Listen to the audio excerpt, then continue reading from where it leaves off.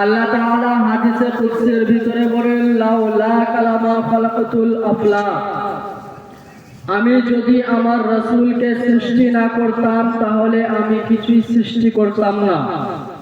তো সে রাসূলের প্রতি একবার শুকরিয়া আদায় করে সকলে বলে বলুন আল্লাহুম্মা আমিন। আল্লাহুম্মা আমিন। ব্রাদার মিল্লাতে ইসলামিয়া, আপনাদের সম্মুখে অনেক উলামায়ে কেরাম বয়ান করবে। তো বয়ানের ভিতরে আপনাদের সম্মুখে অনেক কিছু কথা বললেন, কিন্তু ব্রাদার মিল্লাতে ইসলামিয়া পাথর ঘাটার ইমানদার ব্যক্তিরা কেউ কানে নেননি। কারণ হচ্ছে এটাই যে পাথর ঘাটার ব্যক্তিরা, মানুষরা এখন পর্যন্ত ঈমান হতে পারেনি।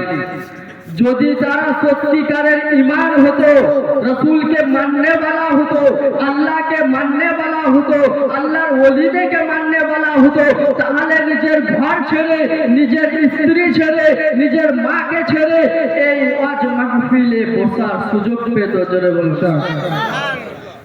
তারা ঈমানদার হতে পারেনি, তার কারণে এই মাহফিলে বসার সুযোগ তারা পায় না। ঠিক না বলে?